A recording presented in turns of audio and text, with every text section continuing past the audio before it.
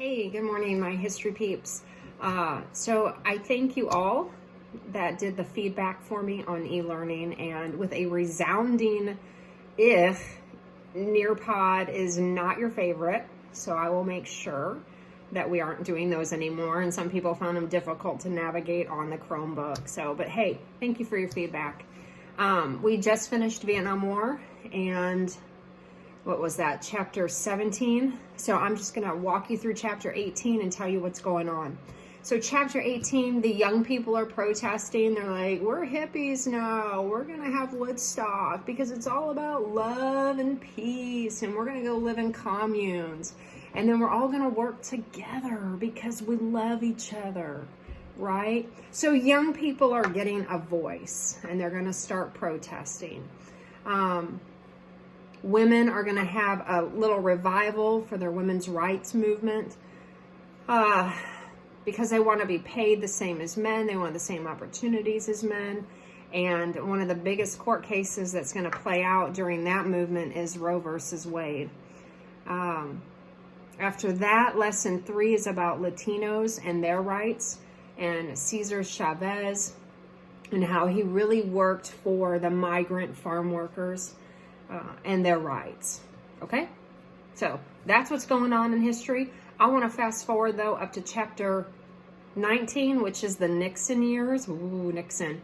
And so we're looking at the late 1960s now to the early 1980s. Okay, so we're going to start. I'm going to tell you a little bit about our buddy Nixon, and we'll get into Watergate. Ooh, that's kind of interesting. And then Carter, and then Ford, and then hopefully Reagan. But we'll pick some of the more interesting stories out, okay? I'm going to do something a little bit different. I know, you can tell I'm bored. I'm going to walk you through the lesson about Nixon, and I'm going to draw it for you. All right? Hope you guys enjoy, and I miss you. Bye, guys. Introducing President Nixon. He's important. Why? Because he's wearing a bow tie. So he's elected in 1968.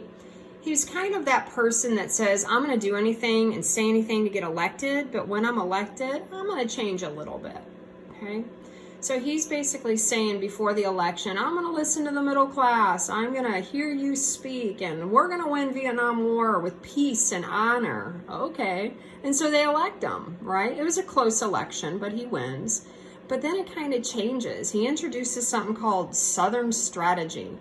And he's like, I'm going to slow down desegregation. I'm going to cut funding to schools that have already segregated. And I'm going to be really, really harsh on crime, and which doesn't sound bad, okay? But if you were part of any organized crime, street crime, you were to be punished to the fullest extent. If you were a draft dodger, boom, punishment, okay? So very, very hard on crime. So that introduces my next one. See, we're creating a little storyboard here.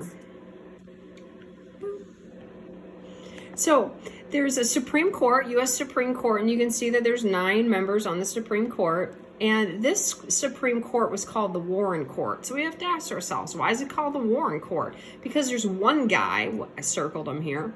He's the Chief Justice of all of these guys. And guess what? His name was Earl Warren. So therefore they called it the Warren Court. Pretty cool, huh?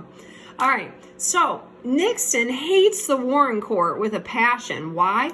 Because you can see right here, he gave rights to criminals. See, I drew the evil mask because criminals wear masks and hold guns. And he's like, are you kidding me? You are going to let them have the right to an attorney? You're going to read them Miranda rights? You're even going to temporarily, in 1972, they actually made the death penalty unconstitutional. Crazy, right? Came back in 1976.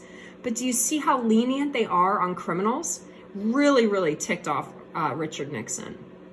Other things that the Warren Court did was it got rid of prayer in school.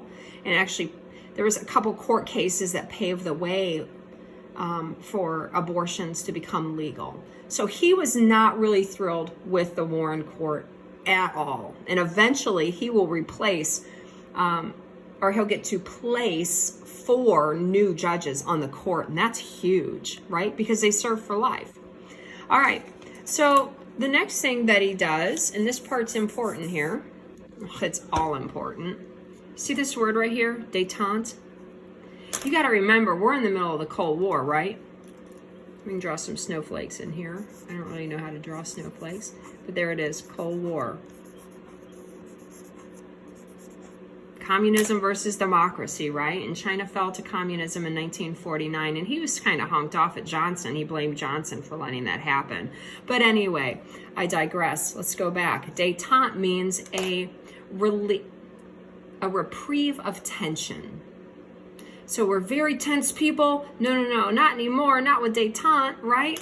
We're going to relax that tension between our two countries. So he's like, hey, China, I'd like to come and see you. See, bow tie, he's important, right?